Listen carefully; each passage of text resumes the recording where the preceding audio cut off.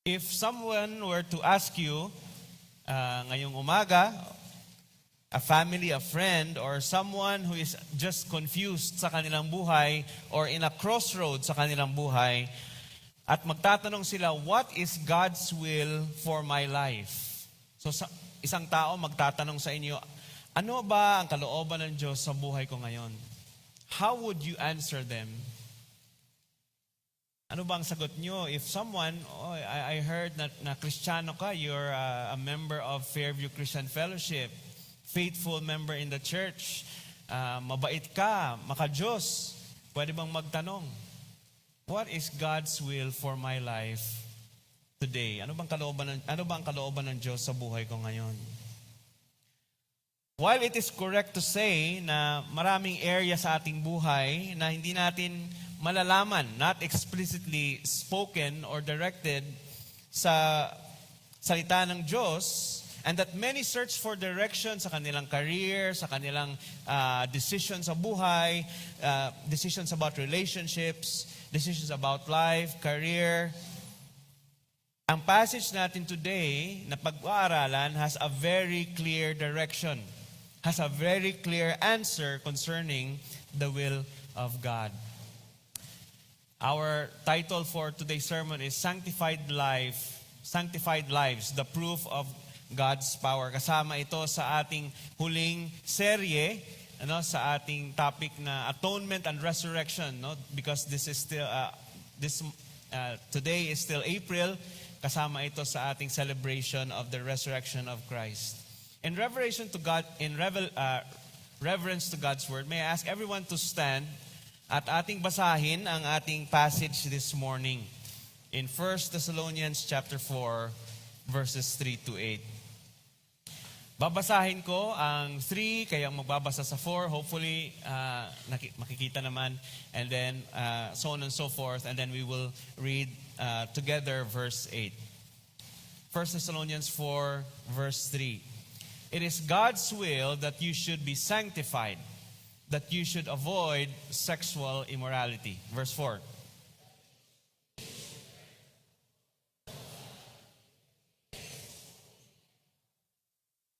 Verse 5, not in passionate lust like the pagans who do not know God.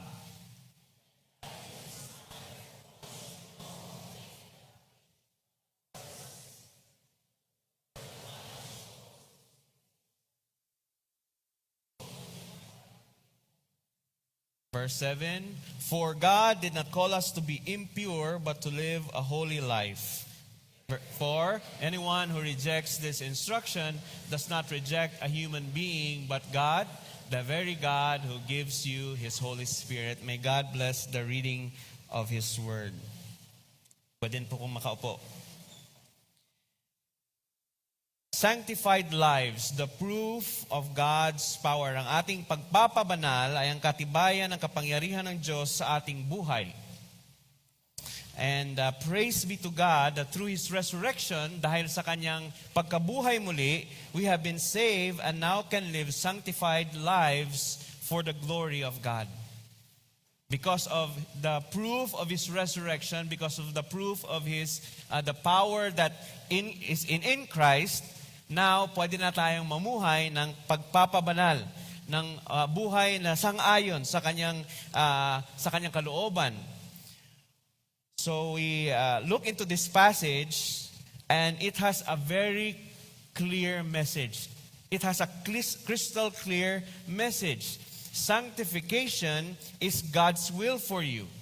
And it is the greatest proof, and its greatest proof is a transformed holy life, especially in how we handle our body and our desires. If there are things in the Bible that are clear concerning the will of God, this is it, mga kapatid. Wala na tayong paligoy-ligoy pa. The Bible is clear. This is the will of God for you, that we live in sanctification. Ang pagpapabanal ay kalooban ng Diyos para sa atin. At ang pinakamalinaw na patunay nito ay isang buhay na binago at banal. Lalo na kung sa paano natin pinangangasiwaan ang ating katawan at mga pagnanasa, mga desires. So today we will see what sanctification looks like in practice and why it demonstrates ang kapangyarihan ng Diyos sa ating buhay. How does sanctification actually relate to God's power sa ating buhay bilang Kristiyano? Let's jump to the first point. The first point is clear. This is the clear command na makikita natin sa verse 3. Sanctification is God's will for the Christian life. Sanctification is God's will for the Christian life. The dominant idea of sanctification is separation from the secular and sinful and setting apart for a sacred purpose. Ang ating sanctification is a separation or a setting apart for God's special purpose, all made possible by the atoning work of Christ. Dahil sa kanyang ginawa dun sa cross, ngayon, ang ating buhay ay may specific purpose na. Purpose na para lang sa kanyang kalooban, para sa kanyang kagalakan, para sa mga bagay na naayon sa kanyang kalooban. When we say the word not for secular use, alam nyo ba yung term na secular? Ginagamit natin yan parati. We are not secular. We are Christians. We are sacred. Parati nating naririnig ang term na secular. But do you know the meaning or alam ba natin ang totoong definition ng secular? So tinignan ko ito. Ako din gumagamit din ako. Pero minsan I need to be refreshed. I looked it up. At ang sabi ng Google, secular refers to anything that has no religious or spiritual basis. When a person is secular or has a secular worldview, ang kanyang iniisip sa buhay has nothing to do with the will of God, with the eternal ways of God. Tayong mga Kristiyano, ngayon ay nasa part na, no? We are part of the family of God. What we do has some eternal purpose. Ang mga ginagawa nating trabaho, ang mga relationships natin has now effect or has an effect to the eternal purposes of God. Ang isang taong secular, wala siyang paki kung anong sasabihin ng Biblia. Wala siyang paki kung ano ang sasabihin ng Diyos sa kanyang buhay, o wala siyang paki kung may Diyos man o wala. But for us as Christians, because we are now sanctified, that our vision, our worldview, ang pakikitungo natin, ang pagtingin natin sa mundo ay nakabase sa lente ng Bible at sa Diyos. That's what makes us different from the perspective of the world. And that is how sanctification helps us do it. Sanctification does not denote the state of holiness na hindi perfection. Sanctification is not necessarily a perfection na hindi na tayo magkakasala, but rather the process of being made holy, of becoming more and more in character and conduct that God desires us to be. So ang aim ng sanctification is for us to not be perfect, because we can never be perfect here, only until Christ comes back, no? Dun sa consummation, dun sa when we will be with God in heaven, wala na tayong mga temptations, no? There will be no more, Satan's presence is no more there. Dun we will be perfect. But as to us na nandito pa sa mundo, there will be many temptations, challenges, trials. And so that's why sanctification is God's will for us, kasi hinihikayat tayo ng Diyos, ng banal na Espiritu, to live a life of holiness, toward holiness, a journey of holiness, a desire of holiness. Bilang mga Kristiyano, hindi na natin pwedeng pabayaan ang ating sarili na magpapagusto na lang tayo sa ating mga desires. Kasi if we are left for ourselves, you know yourself better. Alam nyo yung mga tendencies ninyo kung papabayaan lang tayo. Ang ating mga appetites, ang ating mga ambitions, ang ating mga desires. Sometimes they are good, but sometimes unknowingly, they are sinful. They are prideful. They are self-centered. It has nothing to do with the will of God. Kaya nga, we are reminded to not be secular-minded, but we are reminded to be heavenly-minded. Na ang ating mga desires, ang ating mga ginagawa, ang ating mga ambitions has something to do with eternal purposes. paano ko ba ito i-English? Do what we do in life echo in eternity. No, ito yung suot ng isang politician na sikat. Do what you do in life echoes in eternity. So the question is, do what we do in life echo in eternity? May patutunguhan bang eternal reward, eternal value ang mga ginagawa natin sa ating buhay kahit nandito pa tayo sa mundo?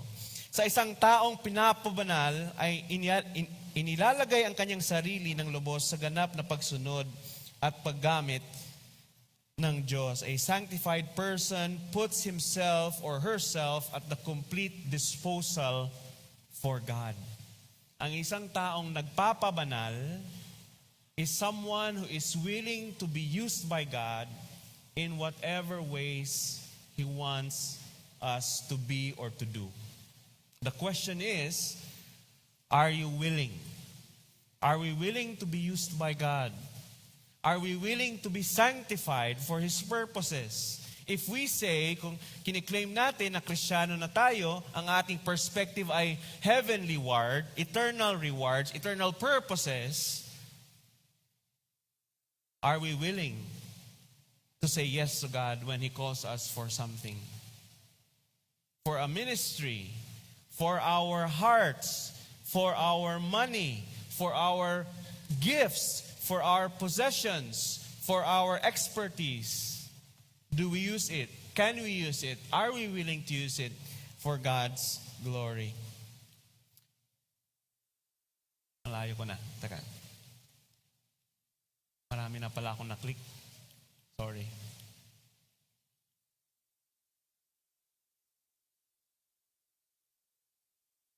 Sabi ni Paul Hiebert, isang sikat na missiologist, an anthropologist, he reminds us, since God is holy and separated from sin, this sanctifying must express itself in the purity of life. So yung sinasabi niya na sanctification dito, sabi ni Paul Hiebert, na yung sanctification must express in the purity, the desire to be pure, because of the living union we have in Christ.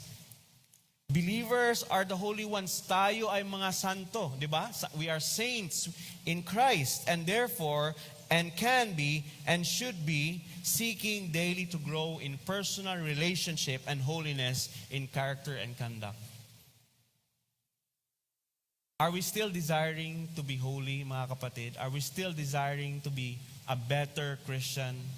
Or bahala na? Babanggain ko yung babangga sa akin. Aapakan ko yung aapakan sa akin. Do we still desire to be like Christ? Lalo na sa ating environment ngayon. Medyo mahirap ang ating sitwasyon ngayon dahil sa global crisis. People take advantage of us. Hindi lang pwedeng matitake advantage tayo ng ating mga friends, ating mga relatives, para lang sila ay makakuha ng something from us. Pwedeng mag-take advantage ang ating mga co-workers. Pwedeng mag-take advantage ang mga employers.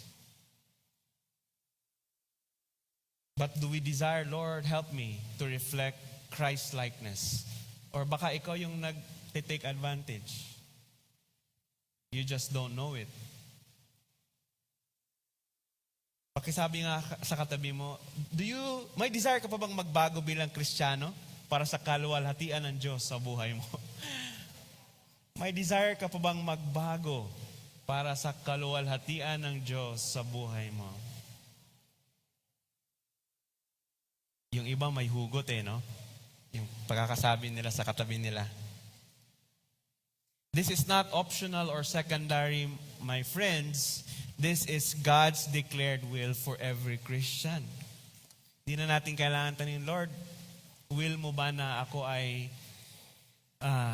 hindi sasama sa mga barkada ko? Lord, will mo ba na iti-text ko itong babaeng ito kahit may asawa na ako? Will mo ba na makipagbarkada ako sa mga taong maglalagay sa akin sa panganib or maglilid sa akin sa kasalanan? Itatanong pa ba yan? Ito na. Marami tayong mga tanong, but the Word of God is clear. Minsan may natututunan tayo sa mga religious people, no? Itong mga religious people, yung mga taong very desiring of religious, very spiritual people. Yung pag-aalaga nila sa mga sacred items, this is what I'm saying, may matutunan tayo dito, or spiritual items. Pangalagaan talaga nila ito, and they will really set it apart for a sacred purpose or a sacred occasion. Pinakita ko na kanina. Ito, for the sake of not to disrespect yung mga, of course, they're still blinded. The Word of God has not yet consumed their hearts. But that's just one. That's for Christians, and many other religions have items, sacred items that they think they have and they need to.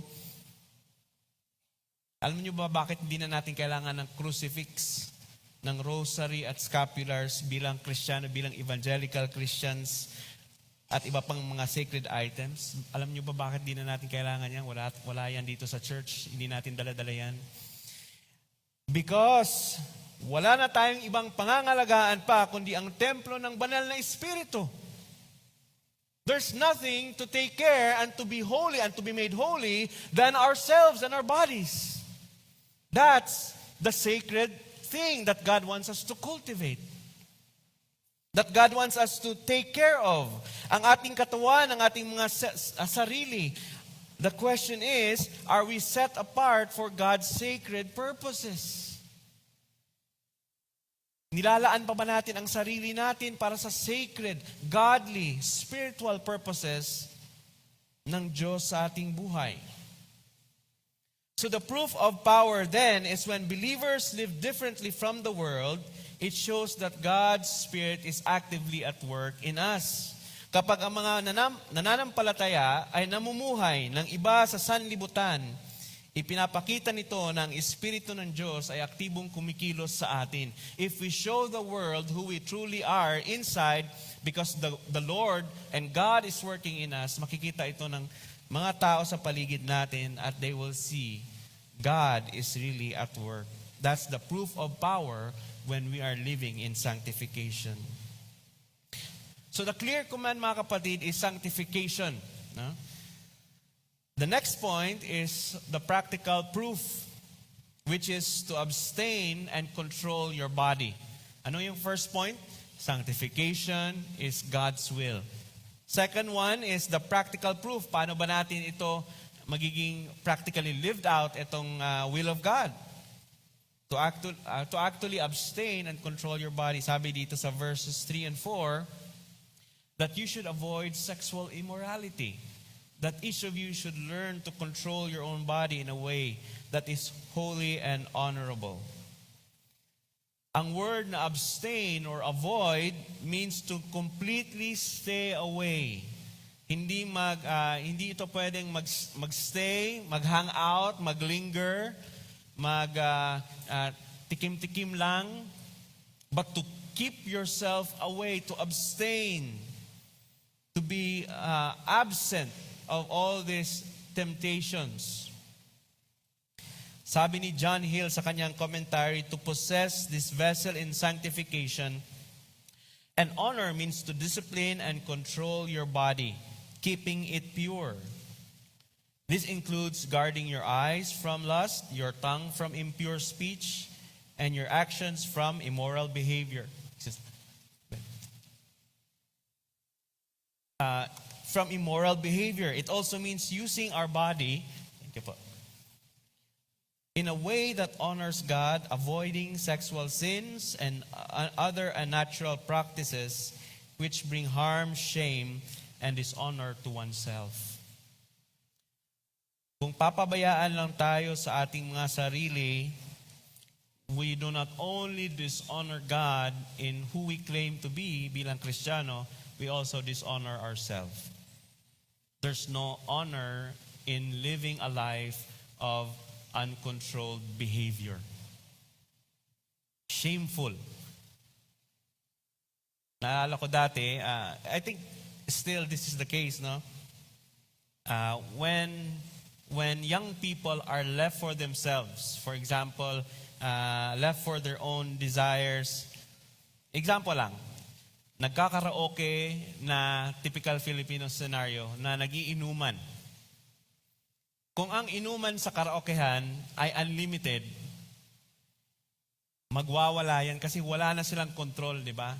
And once it is out of control,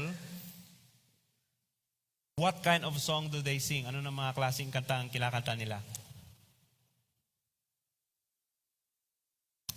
Ang tanong can be, may nasa tono pa ba sila?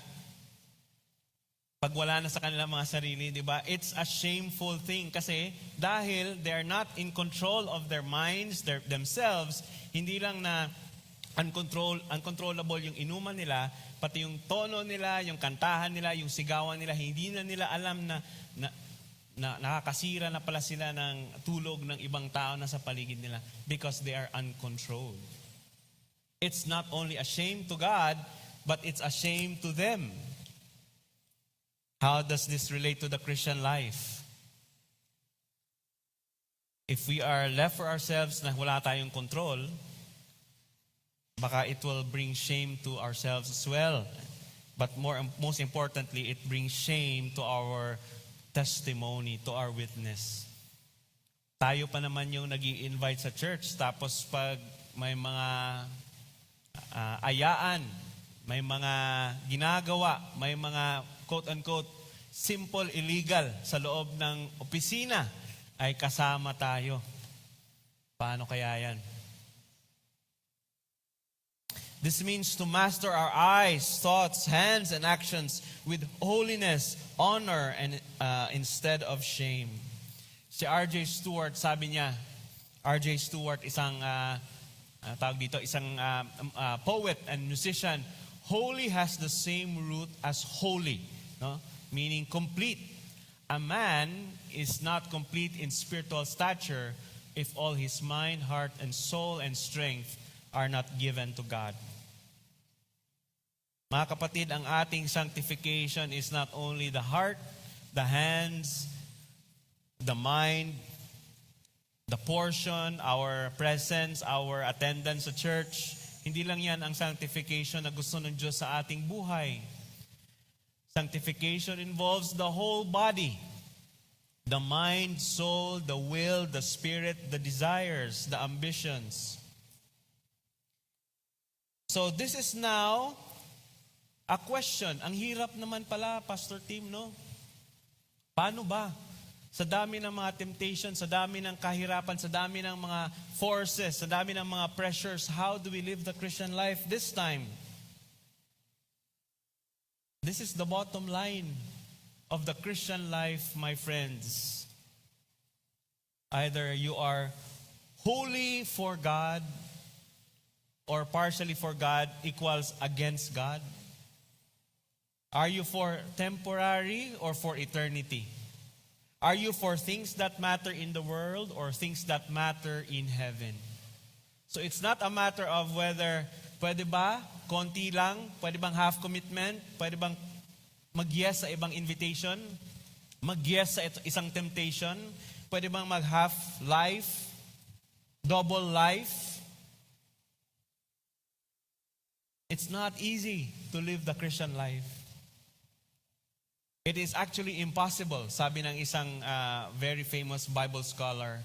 But even though it is impossible, we can live it through the power of the Holy Spirit in us. And that is how the work of God is continuously working in us through sanctification. It is our desire to be sanctified. It is our desire to be holy. Then the Holy Spirit works in us until we desire it, until we do it, until we obey it. We will never see the power of the Holy Spirit working in us, mga kapatid. Oswald Chambers, isang very well-known author. I never knew na he died early pala when I researched, around 43 years old. His very famous book, My Utmost for His Highest. A very spiritual, powerful book na until now is being read by many people, millions of people. Sabi niya, it is quite true to say, I can't live a holy life. Tama nga ang sabihin na hindi ko talaga ma-experience ang to live a holy, perfect life But you can decide to make Jesus, or to let Jesus make you holy. The destined end of man is not happiness nor health, but holiness. God's one aim is the production of saints. He is not an eternal blessing machine for men. He did not come to save men out of pity. He came to save men because He created them to be holy. Niligtas tayo ng Diyos hindi dahil lamang sa awa, na nakakaawa naman ang mga tao sa earth. Ligtas ko nga para maka-experience naman ng spiritual blessing. God's intention for us to be saved is not because that He has mercy on us. He has mercy, but it's not just that. Because the end and the bottom line of our salvation is sanctification and glorification, to live a holy life. Ang huling layunin ng tao ay hindi kaligayahan o kalusugan, kundi kabanalan. Ang isang layunin ng Diyos ay ang paghubog ng mga banal na tao. Siya ay hindi isang walang hanggang blessing machine para sa tao. Hindi siya naparito upang iligtas ang tao dahil lamang sa awa. Niligtas niya ang tao upang maging banal. A very important, crucial passage din is found in 1 Corinthians 6:13 to 15. I'd like for us to read it. Ready, go.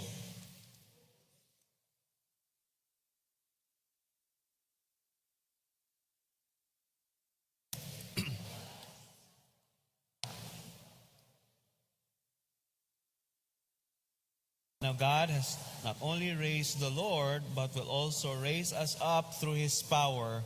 Do you not know that your bodies are members of Christ? Shall I then take away the members of Christ and make them members of a harlot? May it never be. This is what Paul was saying to the believers in Corinthians, also in the same way, similarly as he is saying here. Hindi ba tayo mga mananampalataya ay bahagi na ng katawan ni Kristo? I'm just reading the Tagalog version of the passage. Yan ang dahilan kung bakit hindi talaga natin maaring gamitin ang ating katawan na bahagi na ng katawan ni Kristo sa pagtatalik sa babaeng bayaran. He is talking here about figuratively and literal translation of making members of a harlot, because alam natin na sa Greek Empire, sa Roman Empire, Greek world, in the past and even until now, actually, the Western world, fornication, sexual immorality is a practice. It is even associated with their gods. Kasama sa kanilang pagsisimba, sa kanilang mga Diyos-Diyosan, ay ang pagpapractice ng sexual immorality. So here Paul is saying, since you are now members of the body of Christ and your body is in Christ, will you now be exposed, be involved in sexual sin also with someone who is not, or who is a member of who is a member of the gods and the goddesses, a member ng isang babaeng bayaran? In the literal sense, will you be involved into that kind of practice? Mga kapatid, that's what Paul is saying here. So how do we picture this out sa isang taong walang control? And how to control and how to keep away from sexual temptation. Imagine a wild horse running in an open field, no? Yung mga wild horse na walang nagtitrain, pinapabayaan sila, no one guides it. Tumatakbo lang yan kahit saan nila gusto. Sometimes fast, sometimes reckless. Yung pagtatakbo nila, pwedeng ma-injure sila dahil sa sobrang lakas, walang nag-guide, walang nagme-mentor, walang nagtuturo. So because sometimes madaling matakot ang mga kabayong wild. They can be driven by fear, instinct, and impulse. Malalakas yung mga kabayong nasa wild daw. Malalakas yung mga klaseng kabayo. But, its strength has no direction. Malalakas sila tumakbo, pero yung lakas nila ay walang direksyon. Patakbo-takbo lang, kahit saan nila gusto. One day, a skilled rider approaches. No? So patiently, he trains the horse, not to break, but to guide it. So at first, the horse resists.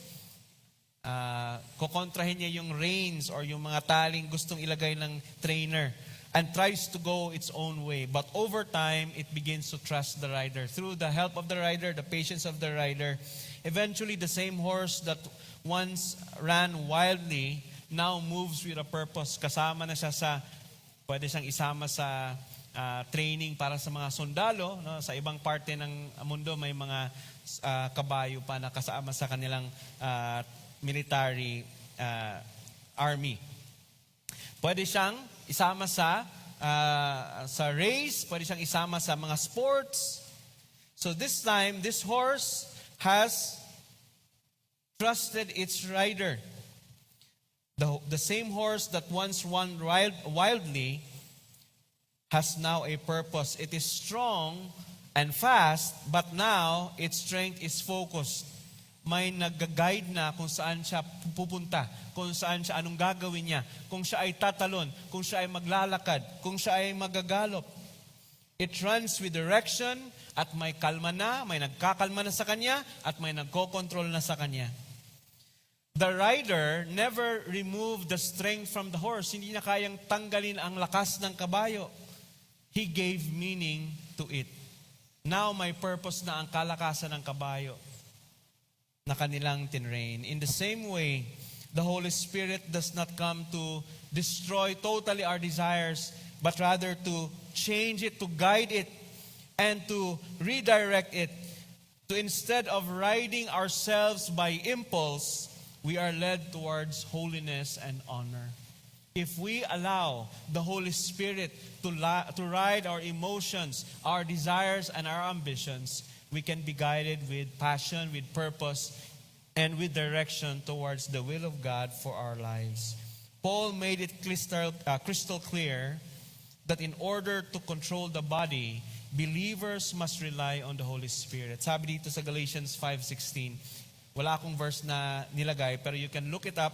Galatians 5:16, walk by the Spirit, and you will not carry out the desires of the flesh. It is how when we walk by the Spirit, then we can act upon and live against the desire of this flesh.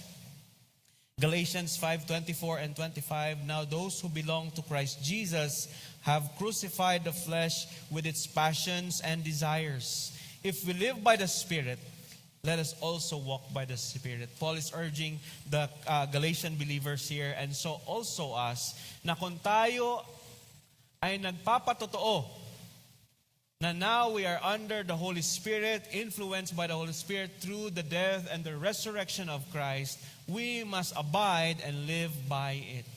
No compromise, no double life, no double standards, but fully and wholly consecrated, willing to be used by God for His purposes. So what is the proof of power in our point number 2? In today's culture, a person who consistently honors God with their body stands out like a light in the darkness. A person who is consistently honoring God with their body stands out like a light in the darkness. Try to say no to your temptations. Try to say that I am in Christ. In Jesus' name, this desire, this passion, this addiction has no power over me. Lord, help me. Pag-pray natin yan. Pag-pray nyo na, Lord, this is your will, di ba? Help me. How do we help ourselves aside from praying? Soaking ourselves with the Word of God, asking the Holy Spirit, living in step with the Holy Spirit. Work in your conviction, not in your impulses. Be sensitive sa mga conviction na binibigay ng Diyos sa ating puso. If totoo tayong Kristiyano, alam nyo ba? May conviction ng ating puso. If we don't have Christ in us, there's no conviction. But if we have Christ, it's gonna be crystal clear that conviction will work in our heart, especially kung may mga temptations na at may mga bait na si Satan na binibigay sa atin.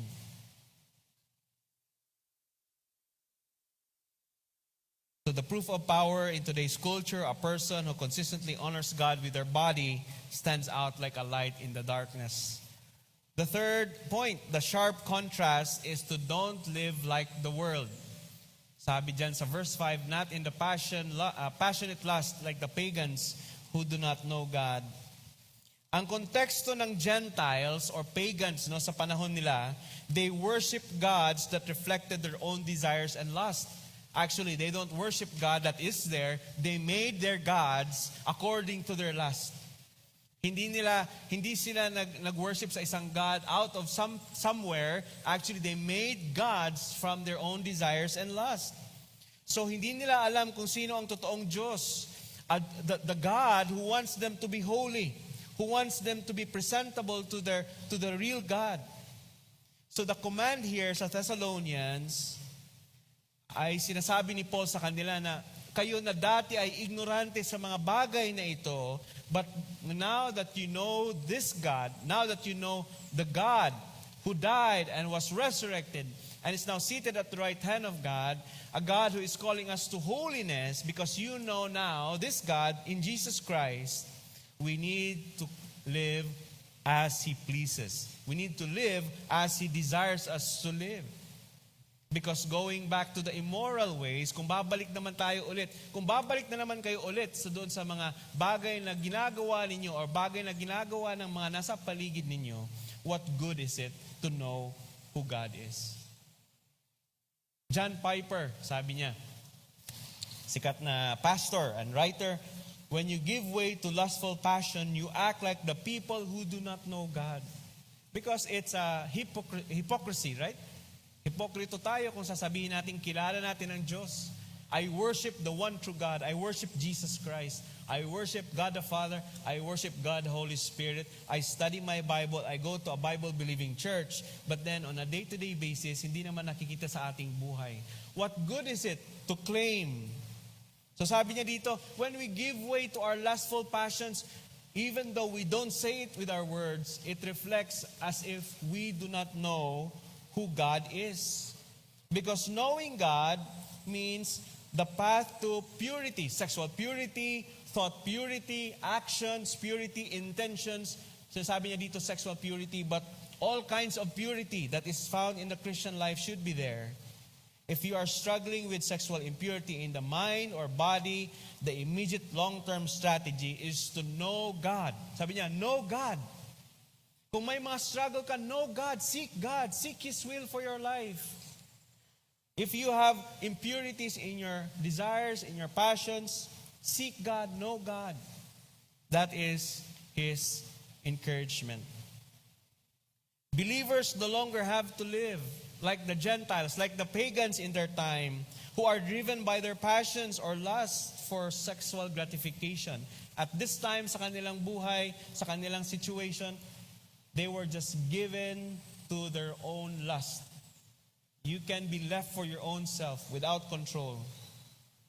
But now, to those who belong to Jesus Christ, we have been crucifying the flesh with its passion. No? Sabi sa Galatians, we have crucified the flesh with its passion. Paul says that when believers were crucified with Christ, we became separated with the dominion of the sinful nature as a result of our identification of Christ in His death. We have associated ourselves in the death of Christ kung papatayin natin ang mga desires natin na mga sinful. Ang mga desires natin na hindi nakakabigay ng kaligayahan and pleasing to God. Crucifixion with Christ means death and brings salvation and separation from the reigning power of the old self. If anyone is in Christ, is a new creation. Old things have gone away. Behold, all things have become new. Conversely, this brings freedom and experience to the power of the resurrection in Christ by faith. Kung totoo nga nasa kay Kristo tayo mga kapatid, dapat nakikita at nakikita, hindi lang sa mga salita at gawa, kahit sa ating puso't isipan, nasisense tayo na may pagbabago sa mga desires ko. Dapat mandyan yan. that's already an indicator that we are in Christ. At kung andyan pa man yan, kailangan nating, by conviction, kailangan nating kontrahin, kailangan nating ipagdasal, kailangan nating i-separate and hindi gawin yung mga conviction na binibigay ni Satan, binibigay ng ating katawan, ng ating mga fleshly desires.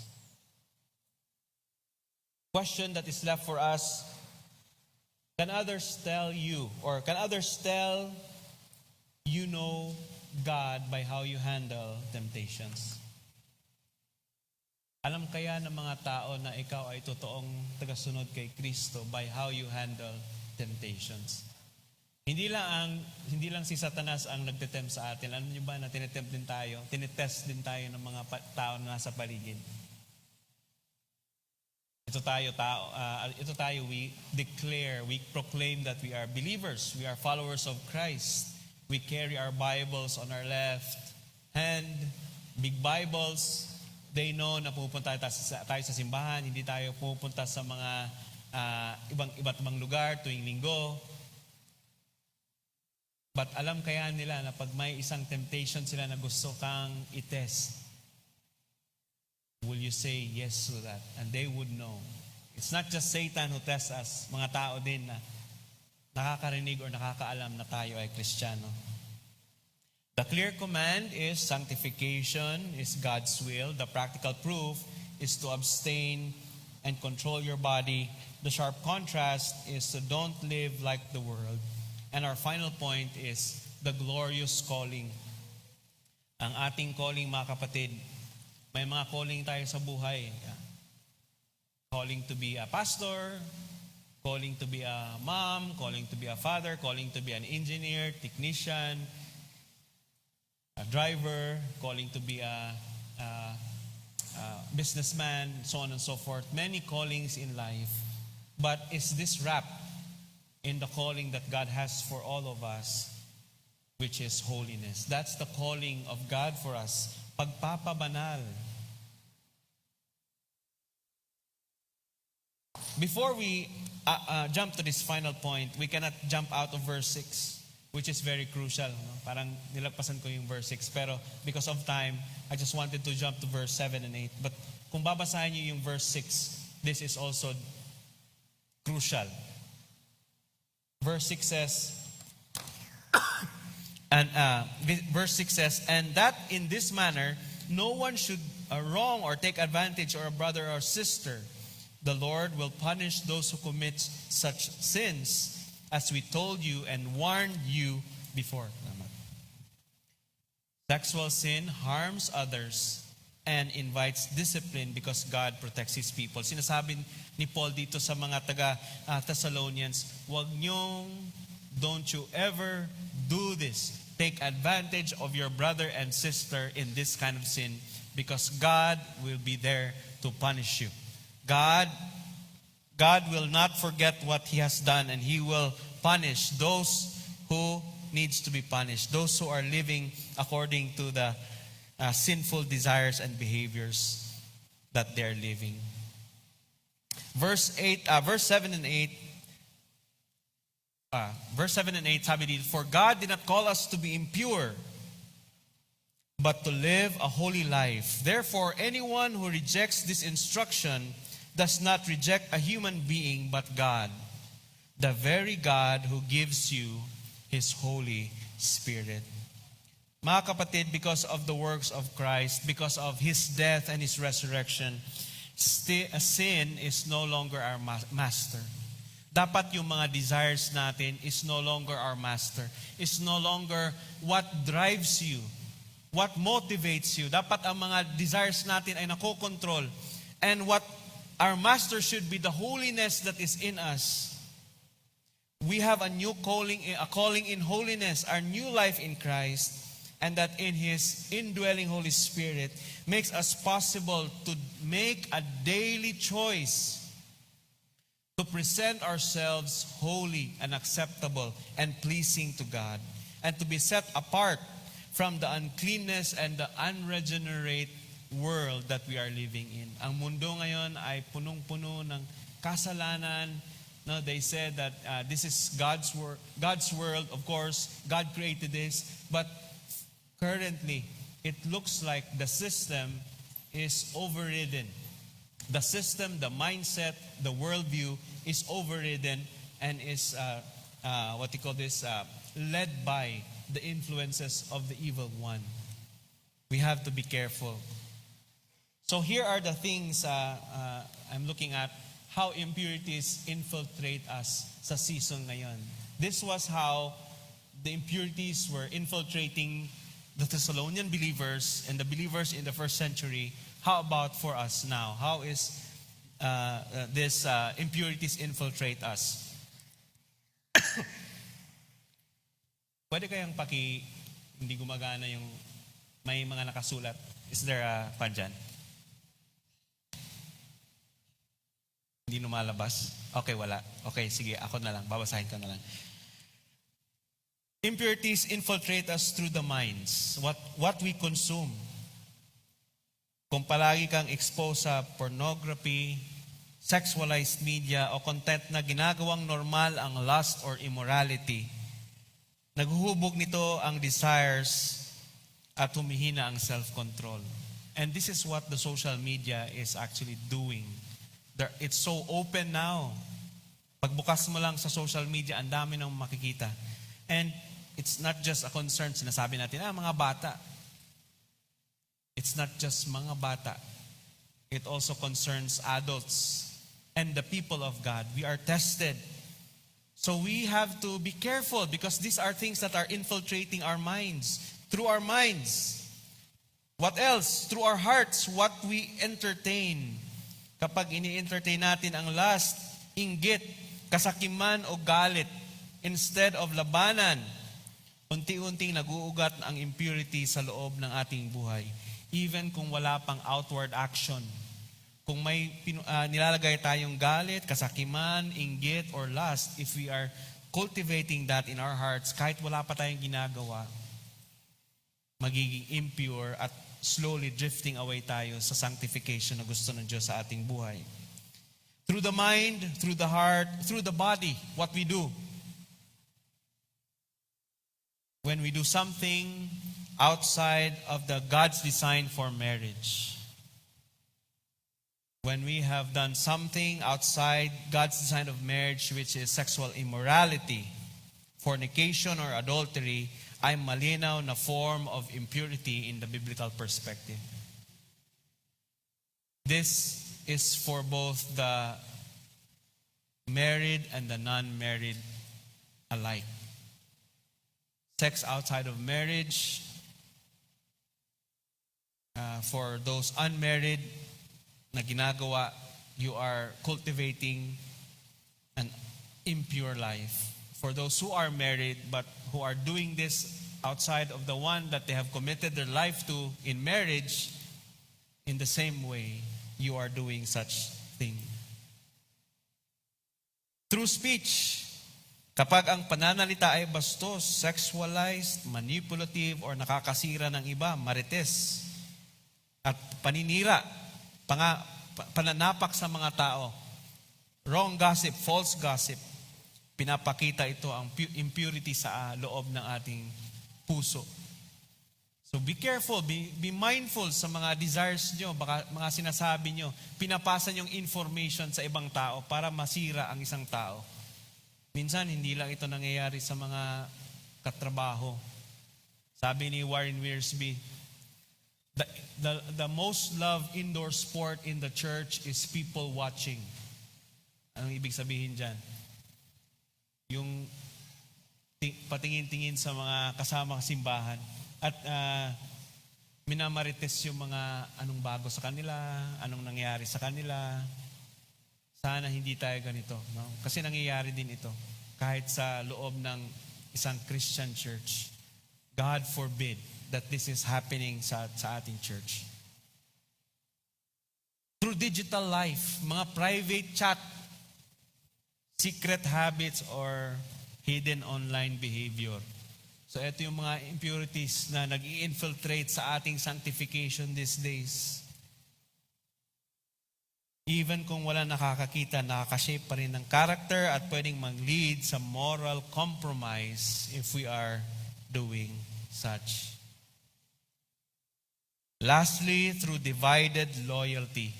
Kapag mas pinili natin ang sariling pleasure kaysa sa will of God sa buhay natin, unti-unting lumalayo tayo sa gusto ng Diyos, sa holiness that He desires for us.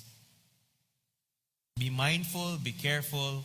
God sees what we're doing and He will punish for the betterment, for the sanctification, for the chastisement of the Christian life. Ang mga taong walang Diyos ay pinapabayaan na lang ng Diyos, no? Sa Romans chapter 1. They are given over their desires and left for the tinatawag na passive judgment. Kung papabayaan lang sila sa kanilang sarili, sa kanilang mga desires, hahantong din naman yan sa kanilang judgment. Hahantong din naman yan sa iba't ibang klaseng mga problema at mga sakit at kung ano-ano pa. But for us Christians, when we have committed sin, God disciplines us and chastises us for the better. Pero alam din nating may mga result ang mga ito. There will be also results. But praise be to God that we can go back and be cleansed again. Ganyan ang ginawa ng Diyos sa buhay natin through His death and resurrection. He has saved us. And though while we can never be perfect enough in this world, sanctification can help us fight, struggle with these battles that we do every day. Dwight Moody sabi niya, it is a great deal better to live a holy life than to talk about it. We are told to let our light shine, and if it does, we won't need to tell anybody it does. The light will be its own witness. Lighthouses don't ring bells and fire cannon to call attention to their shining. They just shine. Hindi na natin kailangang sabihin pa sa iba. Of course, there's a time that we have to share to them what we have. But if we share and it does not coincide or translate to what we're doing, we are living a compromised life. But first, if our life is the one that speaks to our testimony, our witness, our faith, then that is a lighthouse that many people in the world need to see. Alam nyo ba na kung tayo ay namubuhay bilang Kristiyano, hindi natin alam how powerful your life can be, even in simple things and simple ways. If we represent God fully holy sa mundong ito, sa mundong puno ng kasakiman, puno ng kadiliman, they will see who we really are and who we represent. Lastly, itong story. Do you know this animal? Bihira lang ito, pero nasa Asia daw ito. In the forest of northern Europe and Asia lives a little animal called the ermine. Ermine, known for his snow fur white in winter. He instinctively protects his white coat against anything that would soil it. So for hunters na gustong makakuha ng kanyang fur, they take advantage of this unusual trait daw of the ermine. They don't set a snare to catch him, but instead, what the hunters would do is to look for its home, where it's usually a cleft of a rock or a hollow hole in a tree. They smear the entrance and interior with dirt. Lalagyan nila ng mga putik ang entrance at ang interior ng kanilang mga bahay. Then the hunters set their dogs loose to find and chase the ermine. So ang frightened ermine animal flees toward the home but does not enter because of the filth. Pag nakita niyang may putik yung kanyang lungga, hindi siya papasok. Rather than soil his white coat, he is trapped by the dogs and captured while preserving his purity. For the ermine, purity is more precious than life. He'd rather not be in dirt than to get inside and save his life. He'd rather die pure, white, or be captured in its purity than to be exposed to the dirt. We have a clear calling and a clear directive from God, mga kapatid. Di na natin kailangan pang tanungin kung anong pwede natin gawin dito. The will of God is for us to be sanctified, to be a holy, pleasing aroma and sacrifice, and a testament of who He is. Ang tanong, do we desire this? Gusto ba natin ito? Will we do this? Gagawin ba natin ito? Tatalikuran ba natin ang mga bagay na hindi nakakabigay ng kaluwalhatian at pagpapabanal sa ating mga katawan at mga ninanais?